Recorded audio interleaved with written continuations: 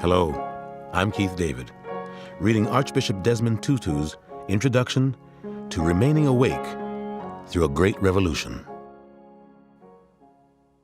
I had forgotten just how eloquent Dr. Martin Luther King was. Those splendid cadences are now lost to the world, except through works such as this one. Very few could put words together in quite the way he had a knack for doing. We have made of this world a neighborhood, and yet we have not had the ethical commitment to make it a brotherhood. And how often have we quoted his beautiful saying about human community? We must learn to live together as brothers, or we will perish together as fools. Or heard him say, racial injustice is still the black man's burden and the white man's shame. Who could better his, the time is always ripe to do right? It is almost as if he were preaching that sermon for us today. For it is as apt today as it ever was nearly 30 years ago. We are undergoing another period of transition, when we could so easily become Rip Van Winkles, sleeping through great revolutions because we had failed to develop the new attitudes, the new mental responses that the new situation demands. We have become so aware that this world has become a global village. A car accident in France throws the entire world into mourning. And yet, we could still live as if this were not an increasingly interdependent universe we inhabit. When we could spend obscene amounts on weapons of death and destruction, when just a minute fraction of those budgets of death would ensure that God's children everywhere would have clean water, adequate health care, enough to eat, a decent home and education. It is wonderful that Dr. Martin Luther King was so passionate in his opposition to war and so zealous for peace. And we give thanks that the international campaign to ban landmines has won the Nobel Peace Prize for 1997, because these awful things maim and kill long after the conflict is over. He is as relevant as he ever was in his zeal for racial justice and equality. 11 o'clock on a Sunday morning is still the most segregated hour in many racially diverse countries. And surely we do not want to sleep through the revolution of ending poverty. I am sure he would have supported the call for the IMF and the World Bank to prepare for the new millennium by invoking the biblical principle of Jubilee, calling for the cancellation of the debt that so many poor countries carry. I give thanks for this remarkable man. Spiritual truth, it seems, is always relevant and apt. Thus, it is not ultimately surprising to see just how applicable Dr. King's sermon in the National Cathedral in 1968 is to today's situation. I need not pause to say how very delighted I am to be here this morning and to have the opportunity of standing in this very great and significant pulpit. It is always a rich and rewarding experience to take a brief break from our day-to-day demands in the struggle for freedom and human dignity and discuss the issues involved in that struggle with concerned friends of goodwill all over our nation. And certainly it is always a deep and meaningful experience to be in a worship service. And so, for many reasons, I'm happy to be here today. I would like to use as a subject from which to preach this morning, remaining awake through a great revolution. The text for the morning is found in the book of Revelation. There are two passages there that I would like to quote. It's in the 16th chapter of that book. Behold, I make all things new. Former things are passed away. I'm sure that most of you have read that arresting little story from the pen of Washington Irving entitled Rip Van Winkle. The one thing that we usually remember about the story is that Rip Van Winkle slept 20 years. But that is another point in that little story that is almost always completely overlooked. It was a sign in the end from which Rip went up in the mountain for his long sleep. When Rip Van Winkle went up in the mountain, the sign had a picture of King George III of England.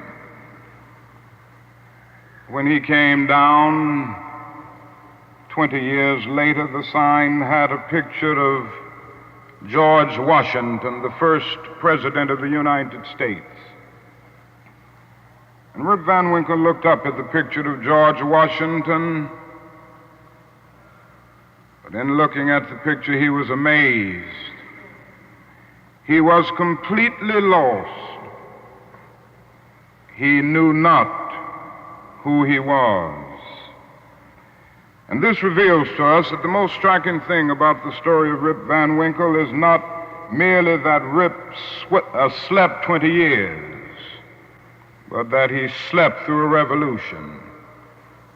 While he was peacefully snoring up in the mountain, a revolution was taking place that at points would change the course of history. And Rip knew nothing about it. He was asleep. Yes, he slept through a revolution. One of the great liabilities of life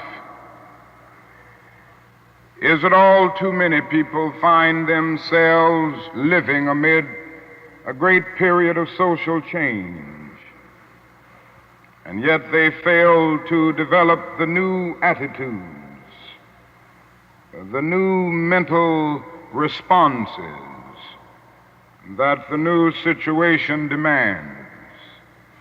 And they end up sleeping through a revolution.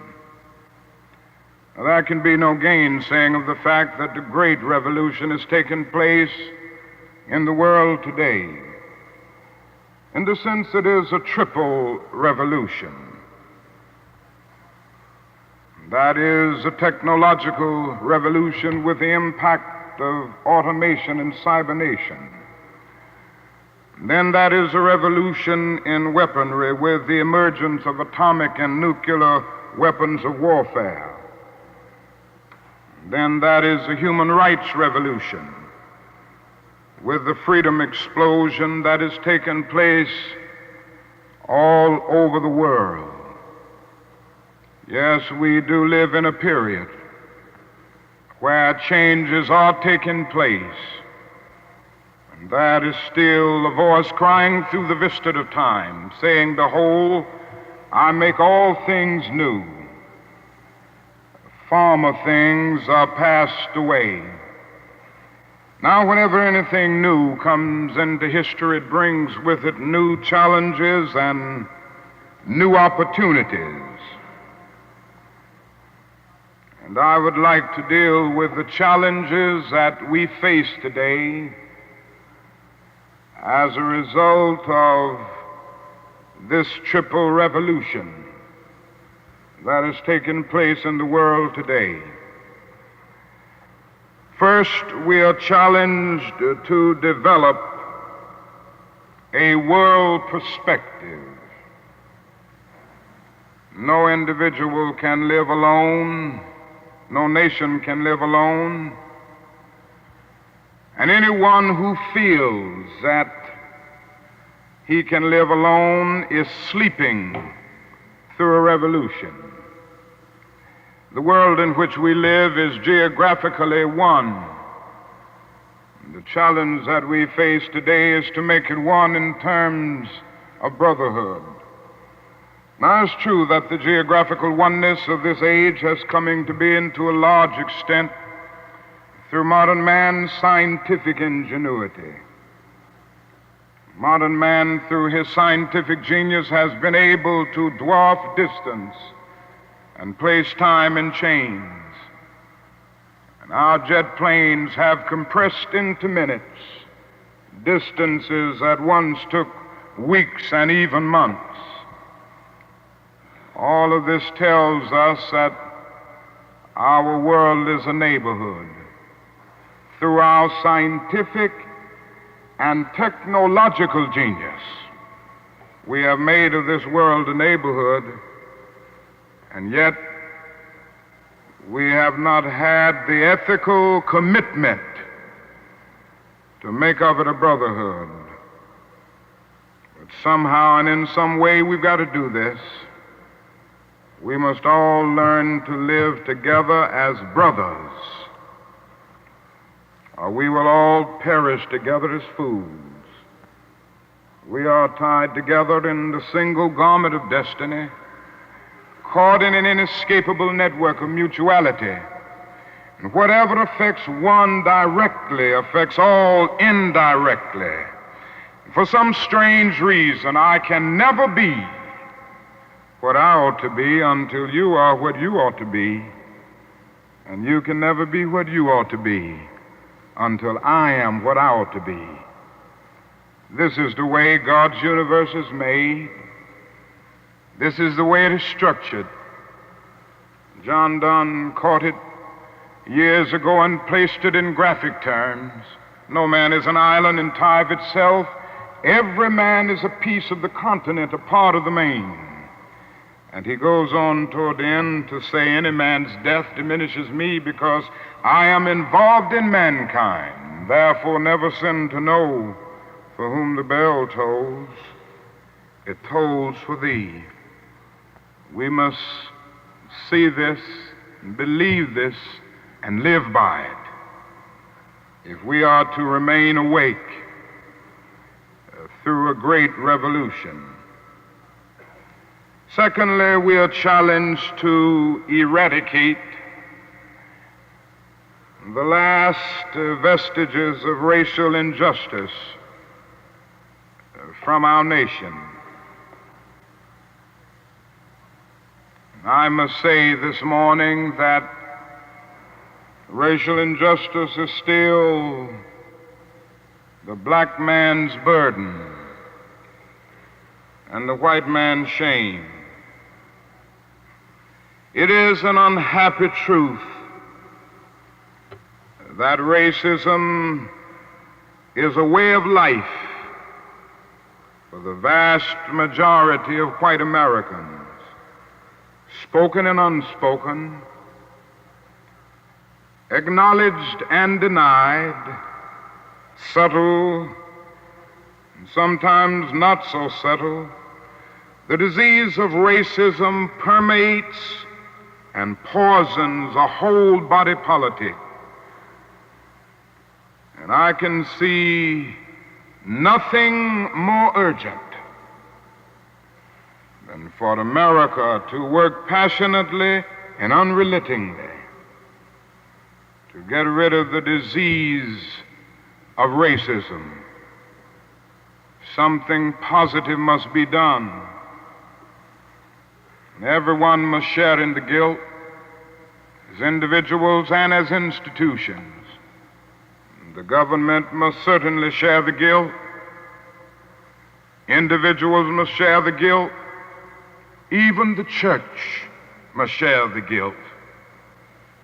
We must face the sad fact at 11 o'clock on Sunday morning when we stand to sing, "In Christ there is no east nor west." We stand in the most segregated hour of America. The hour has come for everybody and for all institutions, for the public sector and the private sector, to work to get rid of racism. Now, if we are to do it, we must honestly admit certain things and get rid of certain myths that have constantly been disseminated all over our nation. One is the myth of time. It is the notion that only time can solve the problem of racial injustice. And there are those who often sincerely say to the Negro and his allies in the white community, why don't you slow up? Stop pushing things so fast. Only time can solve the problem. And if you will just be nice and patient and continue to pray, in 100 or 200 years, the problem will work itself out. Well, that is an answer to that myth. And it is that time is neutral. It can be used either constructively or destructively. And I'm sorry to say this morning that I'm absolutely convinced that the forces of ill will in our nation, the extreme rightists of our nation, the people on the wrong side, have used time much more effectively than the forces of goodwill. And it may well be that we will have to repent in this generation, not merely for the vitriolic words and the violent actions of the bad people, but for the appalling silence and indifference of the good people who sit around and say, wait on time. Somewhere we must come to see that human progress never rolls in on the wheels of inevitability. It comes through the tireless efforts and the persistent work of dedicated individuals who are willing to be co-workers with God. And without this hard work, time itself becomes an ally of the primitive forces of social stagnation. So we must help time and realize that the time is always ripe to do right. Now that is another myth that still gets around. It is a kind of over-reliance on the bootstrap philosophy. And there are those who still feel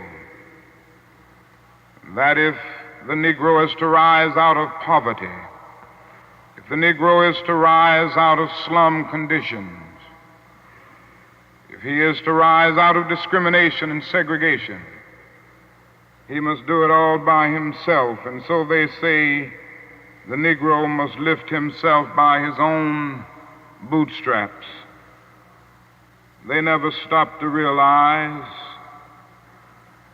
that no other ethnic group has been a slave on American soil. The people who say this never stop to realize that the nation made the black man's color a stigma. But beyond this, they never stop to realize the debt that they owe a people who were kept in slavery 244 years. In 1863, the Negro was told that he was free as a result of the Emancipation Proclamation being signed by Abraham Lincoln. But he was not given any land to make that freedom meaningful. It was something like keeping a person in prison for a number of years and suddenly discovering that that person is not guilty of the crime for which he was convicted. And you just go up to him and say, now you're free. But you don't give him any bus fare to get to town. You don't give him any money to get some clothes to put on his back or to get on his feet again in life. Every code of jurisprudence would rise up against this. And yet this is the very thing that our nation did to the black man. It simply said, you're free. And it left him there penniless, illiterate, not knowing what to do. And the irony of it all is that at the same time that the nation failed to do anything for the black man, through an act of Congress, it was giving away millions of acres of land in the West and the Midwest, which meant that it was willing to undergird its white peasants from Europe with an economic floor. But not only did it give the land, it built land-grant colleges to teach them how to farm. Not only that, it provided county agents to further their expertise in farming. Not only that, as the years unfolded, it provided low interest rates so that they could mechanize their farms. And to this day, thousands of these very persons are receiving millions of dollars in federal subsidies every year not to farm. And these are so often the very people who tell Negroes that they must lift themselves by their own bootstraps. It's all right to tell a man to lift himself by his own bootstraps, but it is a cruel jest to say to a bootless man that he ought to lift himself by his own bootstraps. We must come to see that the roots of racism are very deep in our country. And there must be something positive and massive in order to get rid of all of the effects of racism and the tragedies of racial injustice. Now, that is another thing closely related to racism that I would like to mention as another challenge. We are challenged to rid our nation and the world of poverty. Like a monstrous octopus, poverty spreads its nagging, prehensile tentacles into hamlets and villages all over our world. 2/3 of the peoples of the world go to bed hungry at night. They are ill-housed, they are ill-nourished, they are shabbily clad. I've seen it in Latin America, I've seen it in Africa. I've seen this poverty in Asia. I remember some years ago, Mrs. King and I journeyed to that great country known as India. And I never will forget the experience. It was a marvelous experience to meet and talk with the great leaders of India, and to meet and talk with and speak to thousands and thousands of people all over that vast country. And these experiences will remain dear to me as long as the cords of memory shall lengthen. But I say to you this morning, my friends, there were those depressing moments. How can one avoid being depressed when he sees with his own eyes evidences of millions of people going to bed hungry at night? How can one avoid being depressed when he sees with his own eyes God's children sleeping on the sidewalks at night? In Bombay, more than 1 million people sleep on the sidewalks every night. In Calcutta, more than 600,000 sleep on the sidewalks every night. They have no beds to sleep in. They have no houses to go in. How can one avoid being depressed when he discovers that out of India's population of more than 500 million people, some 480 million make an annual income of less than $90 a year, and most of them have never seen a doctor or dentist. As I noticed these things, something within me cried out, can we in America stand idly by and not be concerned?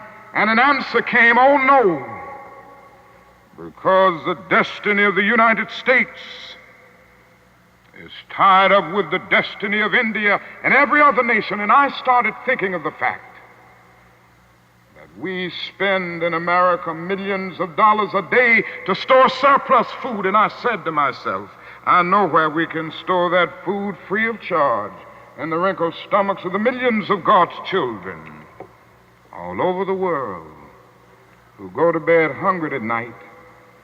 And maybe we spend far too much of our national budget establishing military bases around the world rather than bases of genuine concern and understanding.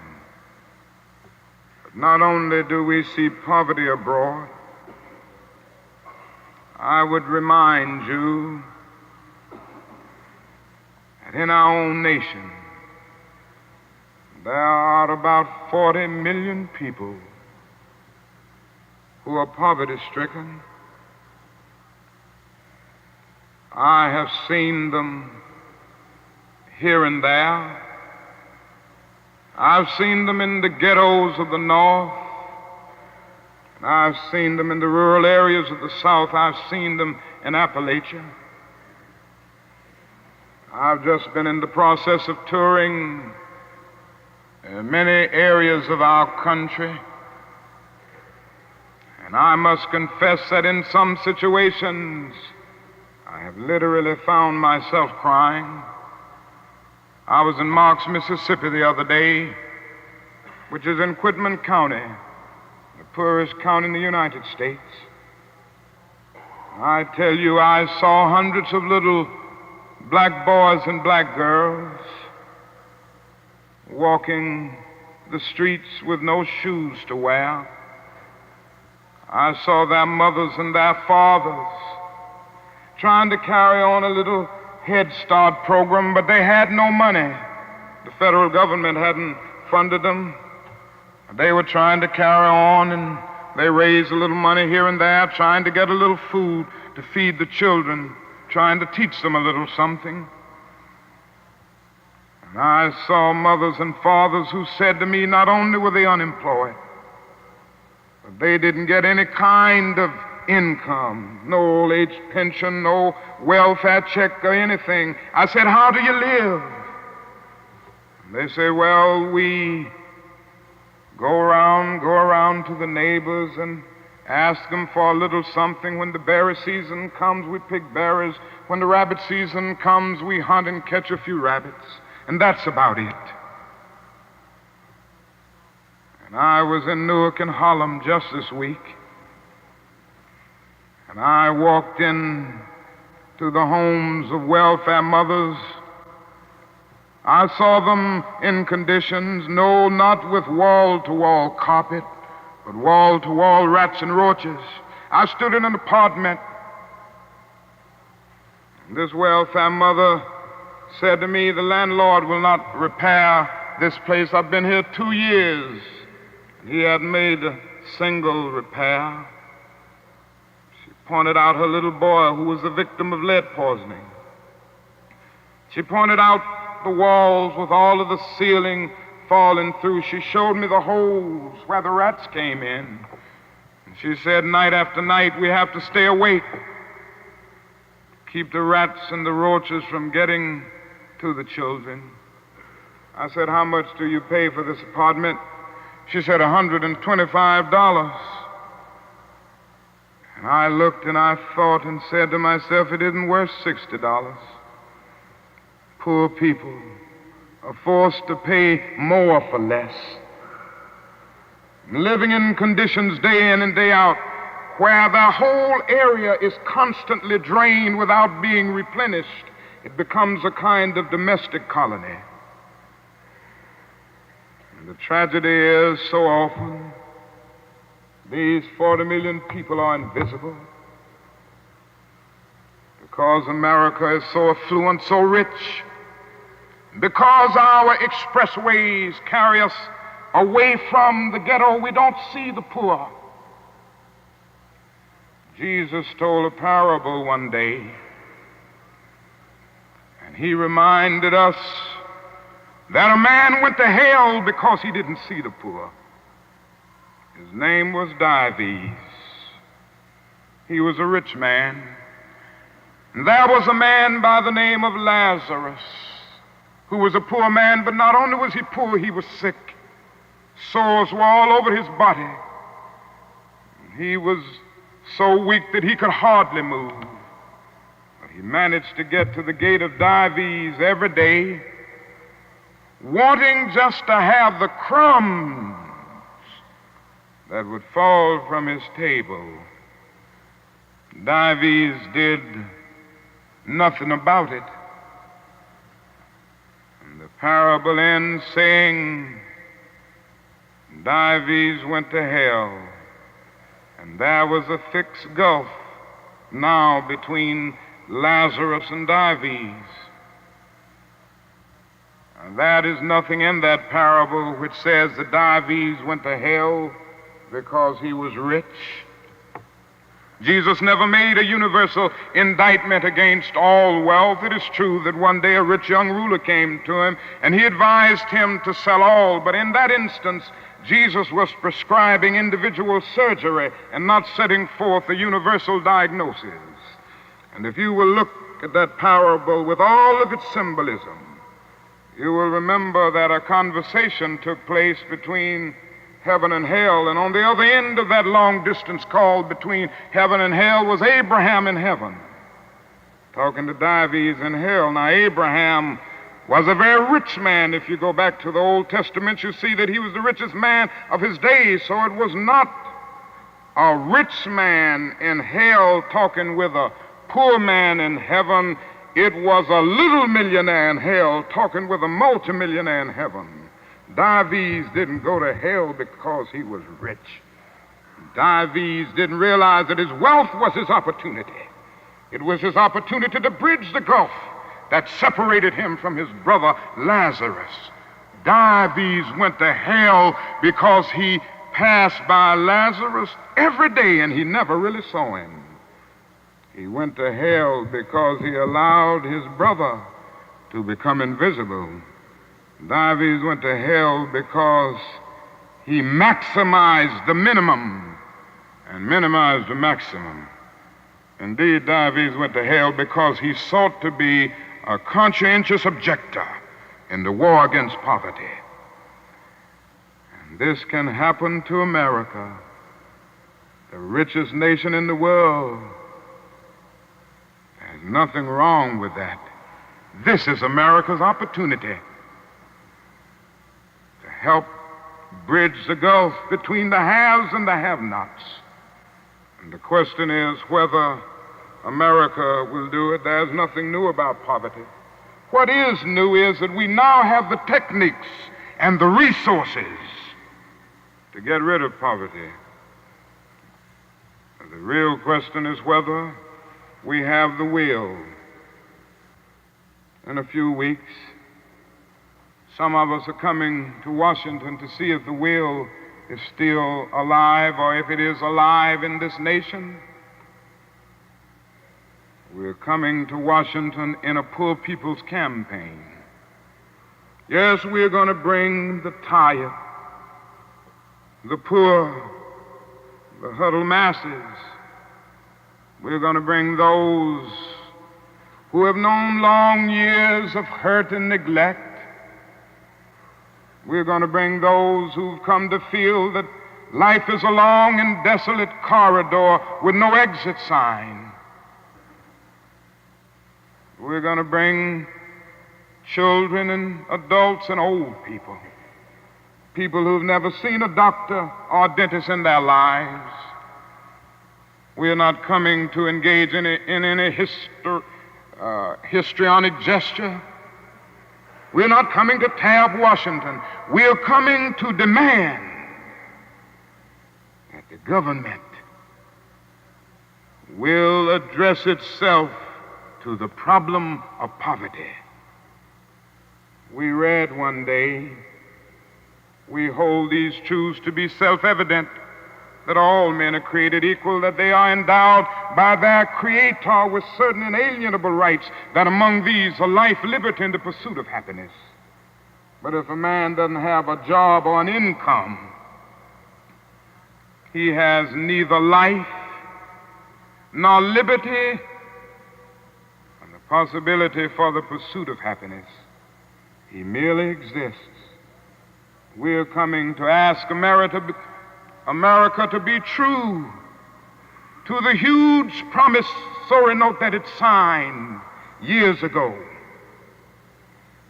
And we're coming to engage in dramatic, nonviolent action to call attention to the gulf between promise and fulfillment, to make the invisible visible. Why do we do it this way? We do it this way because it is our experience that the nation doesn't move around questions of genuine equality for the poor and for black people until it is confronted massively, dramatically, in terms of direct action. Great documents are here to tell us something should be done. We met here some years ago in the White House Conference on Civil Rights, and we came out with the same recommendations that we will be demanding in our campaign here, but nothing has been done. The President's Commission on Technology, Automation, and Economic Progress recommended these things some time ago. Nothing has been done. Even the urban coalition made up of mayors of most of the cities of our country and the leading businessmen have said that these things should be done. Nothing has been done. The Kerner Commission came out with its report just a few days ago and then made specific recommendations. Nothing has been done.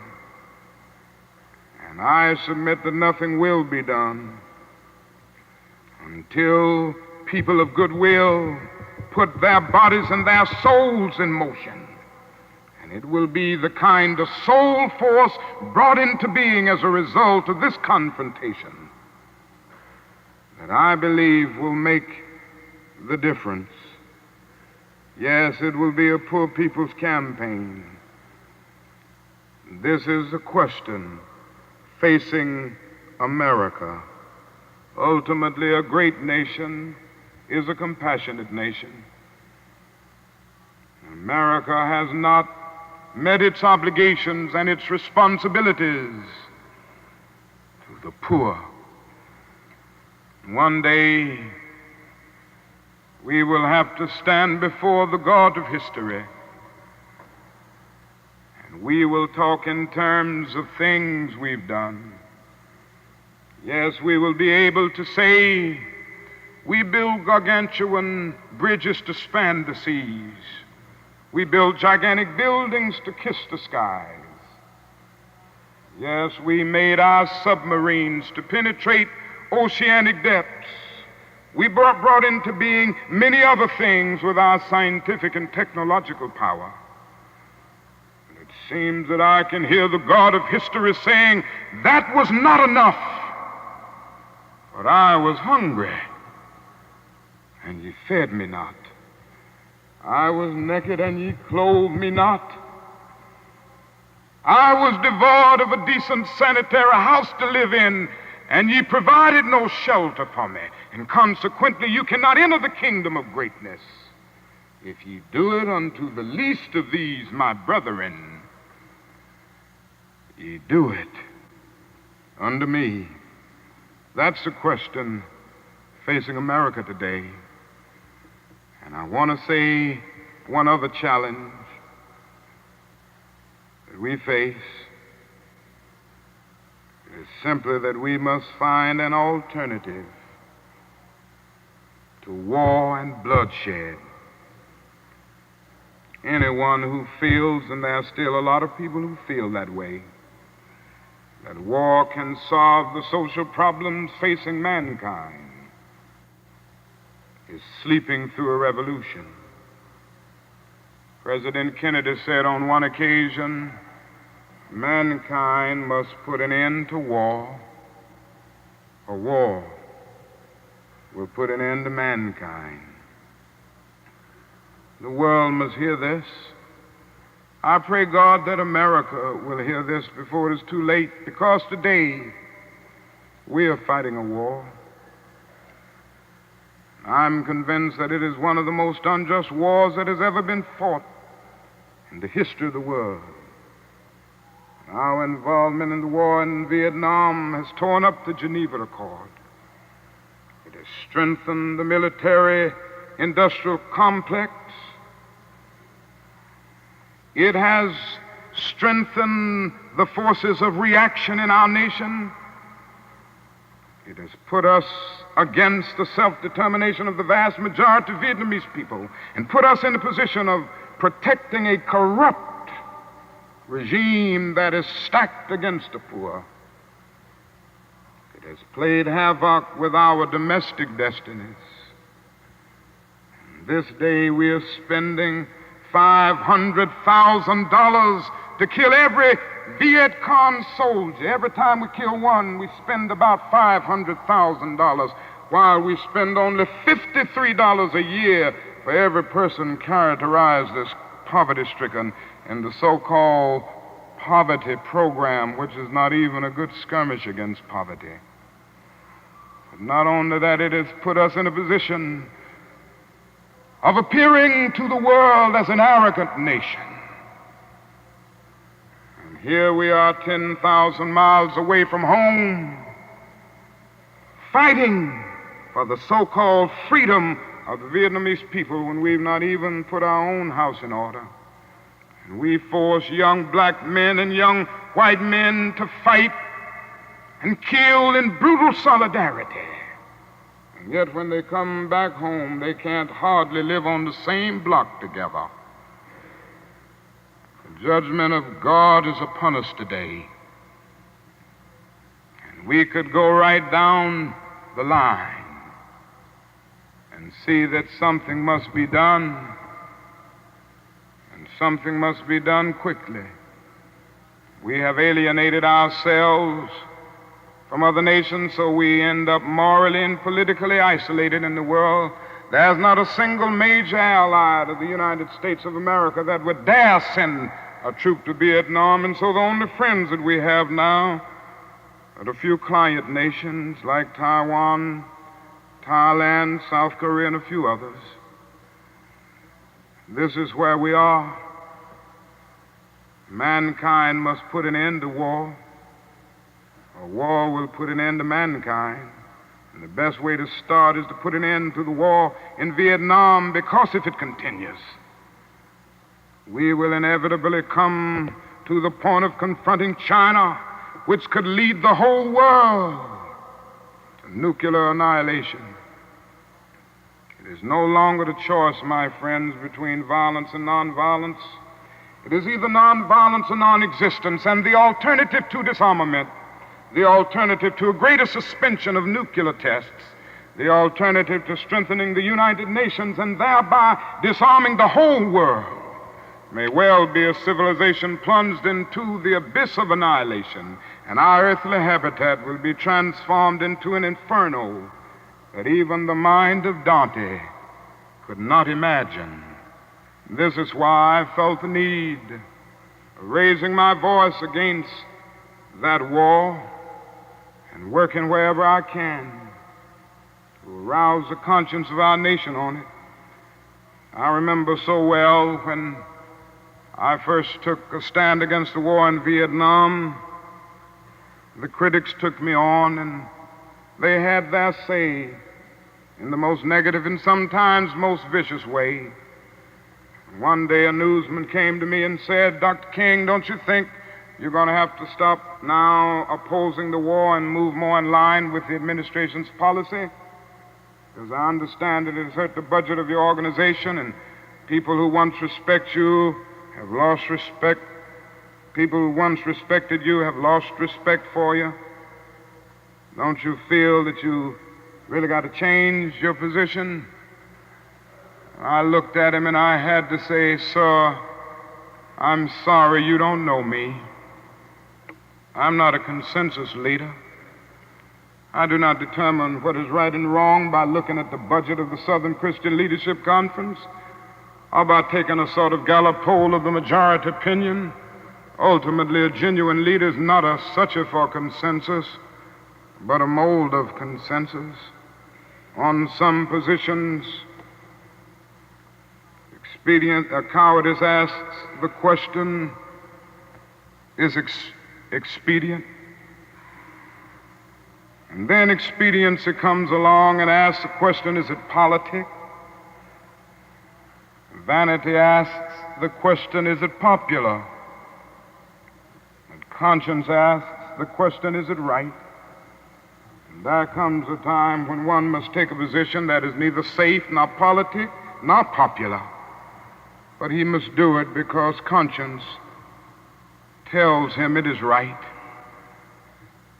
And I believe today that there is a need for all people of goodwill to come with a massive act of conscience and say, in the words of the old Negro spiritual, we ain't gonna study war no more. This is the challenge facing modern man. Let me close by saying that we have difficult days ahead in the struggle for justice and peace, but I will not yield to a politic of despair. I'm going to maintain hope. As we come to Washington in this campaign, the cards are stacked against us. This time we will really confront a Goliath. God grants that we will be that David of truth set out against the Goliath of injustice, the Goliath of neglect, the Goliath of refusing to deal with the problems, and go on with a determination to make America the truly great America that it is called to be. I say to you that our goal is freedom, and I believe we're going to get there, because however much she strays away from it, the goal of America is freedom. Abused and scorned though we may be as a people, our destiny is tied up in the destiny of America. Before the Pilgrim Fathers landed at Plymouth, we were here. Before Jefferson etched across the pages of history the majestic words of the Declaration of Independence, we were here. Before the beautiful words of the Star-Spangled Banner were written, we were here. And for more than 2 centuries, our forebears labored here without wages. They made cotton king, and they built the homes of their masters in the midst of the most humiliating and oppressive conditions. And yet out of a bottomless vitality, they continued to grow and develop. If the inexpressible cruelties of slavery couldn't stop us, the opposition that we now face will surely fail. We're going to win our freedom because both the sacred heritage of our nation and the eternal will of the Almighty God are embodied in our echoing demands. And so however dark it is, however deep the angry feelings are and the violent explosions are, I can still sing, we shall overcome. We shall overcome because the arc of the moral universe is long, but it bends toward justice. We shall overcome because Carlyle is right. No lie can live forever. We shall overcome because William Cullen Bryant is right. Truth-crushed earth will rise again. We shall overcome because James Russell Lowell is right, as we were singing earlier today.